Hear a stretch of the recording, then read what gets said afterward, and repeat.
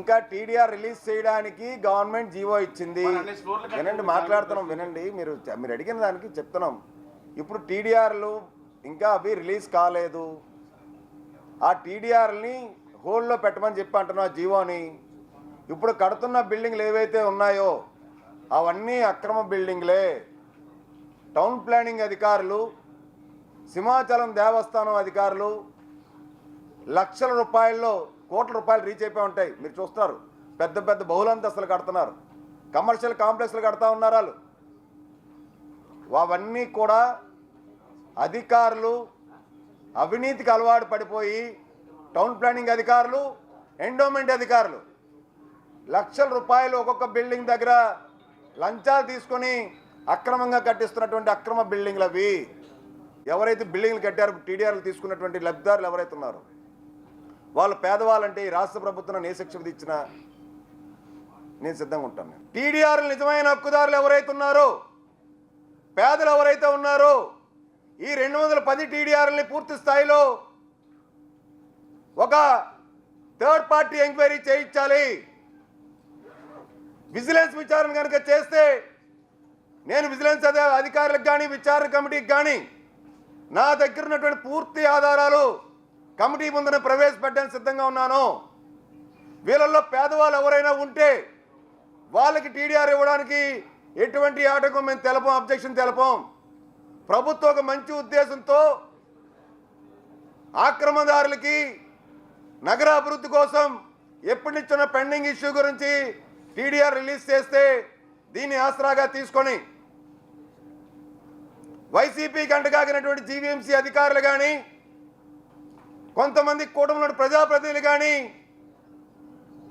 185 కోట్ల రూపాయలు విలువ చేసేటువంటి టీడీఆర్లో భారీ అవకతవకలు, భారీ కుంభకోణం జరిగింది. రాష్ట్ర చరిత్రలోనే ఒక ఎస్ఆర్ వాల్యూని 10,000 నుంచి 35,000 రూపాయలకి ఇచ్చేయాలని చెప్పి ప్రతిపాదన పెట్టడం అంటే ఇంకా చట్టాలు దేనికి, మన జీవోలు దేనికి, ప్రభుత్వ ఉత్తర్వులు దేనికి? ఆక్రమణదారులకి ఇంత పెద్ద ఎత్తున కొమ్ము కాసి ఆక్రమణదారుల బినామీలకి దేవస్థానం భూముల్లో ఇచ్చేస్తే ఎందుకు మనం రోడ్డు మీద బడ్డీలు తొలగిస్తున్నటువంటి వాళ్ళకి ఇదే విధంగా ఎందుకు ఇవ్వలేము? వేల సంఖ్యలో తొలగిస్తున్నాం. జీవీఎంసీ అధికారులు 2 కోట్ల రూపాయలు ఒక వ్యక్తి టీడీఆర్ ఇచ్చారు అక్రమంగా. దీంట్లో 200 మంది పేదలకి, నిరుపేదలకి ఆ 2 కోట్ల రూపాయలు కనుక ఇస్తే వాళ్ళు బ్రతుకుతారు. వాళ్ళు ఎందుకు వాళ్ళకి ఇవ్వలేము? మనం వాళ్ళకి వర్తించినటువంటి, పేదవాడికి వర్తించినటువంటి రూల్స్ ఈ దొంగలకి కొంతమంది టీడీఆర్ రూపంలో ఎటువంటి అర్హత లేకుండా ఉన్నటువంటి అన్యాయంగా అక్రమంగా కొట్టేసినటువంటి వాళ్ళకి ఎందుకు ఇవ్వాల్సి వస్తుంది? రాష్ట్ర ప్రభుత్వాన్ని, ముఖ్యమంత్రి చంద్రబాబు నాయుడు గారిని, ఉప ముఖ్యమంత్రి పవన్ కళ్యాణ్ గారిని నిష్పక్షపాతంగా ఆర్నిసలు పనిచేసి రాష్ట్ర అభివృద్ధి కోసం పనిచేస్తున్నటువంటి తపనతో రాష్ట్రాన్ని అభివృద్ధి పదంలో నడిపించాలన్నటువంటి ముఖ్యమంత్రి, ఉప ముఖ్యమంత్రి వర్యులందరూ కూడా దయచేసి గమనించండి. ప్రిన్సిపల్ సెక్రటరీ ఎంఏఎన్యుడి సురేష్ కుమార్ గారు ఈ టీడీఆర్ మీద విచారణ జరిపించండి. థర్డ్ పార్టీ ఎంక్వైరీ చేయండి.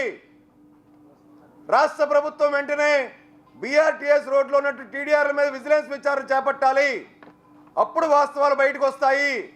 నిజమైన అర్హులకి 1:1 ఇవ్వండి. దీన్ని ప్రెసిడెన్స్గా తీసుకొని రాష్ట్ర వ్యాప్తంగా దీన్ని సాగ్గా తీసుకొని దీని పక్కన ఒక ప్రజాప్రతినిధి దేవస్థాన భూముల్లో ఇది అయిపోయిన వెంటనే కొన్ని 100 కోట్లు టీడీఆర్ కొట్టేయడానికి సిద్ధంగా ఉన్నాడైనా. అంటే ఇటువంటి దానికి శ్రీకారం చుడితే ప్రభుత్వం కనుక ఇటువంటి వాటిని సమర్థించి ప్రత్యేక ప్రభుత్వ ఉత్తర్వులు ఇస్తే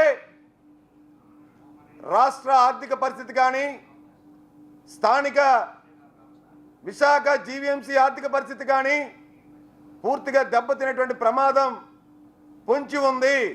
దయచేసి ఈ జీవోని 1446 జీవో ఏదైతే ఉందో, 1466 జీవో ఏదైతే ఉందో దీన్ని వెంటనే అభియన్స్లో పెట్టాలని చెప్పి రాష్ట్ర ప్రభుత్వాన్ని కోరుతా ఉన్నాను. ఇవాళ సంబంధిత శాఖలందరికీ కూడా ఇవాళ లేఖలు రాస్తా ఉన్నాను. ఖచ్చితంగా జీవీఎంసీ కమిషనర్ గారు కూడా దృష్టి సారించి ఈ టీడీఆర్ కుంభకోణంలో ఇన్వాల్వ్ అయినటువంటి జీవీఎంసీ అధికారులు ఎవరైతే ఉన్నారో వాళ్ళ మీద చర్యలు తీసుకొని వాళ్ళు జైలుకు పంపిస్తే ఇటువంటి తప్పుదాలు చేయరండి. అత్యంత దారుణమైనటువంటి హేయమైనటువంటి నిర్ణయం ఇది. నిజమైన పేదలకు కాకుండా పేదల ముసుగులో పెద్దలకి కోట్ల రూపాయలు టీడీఆర్లు కట్టబెడతా ఉన్నారు.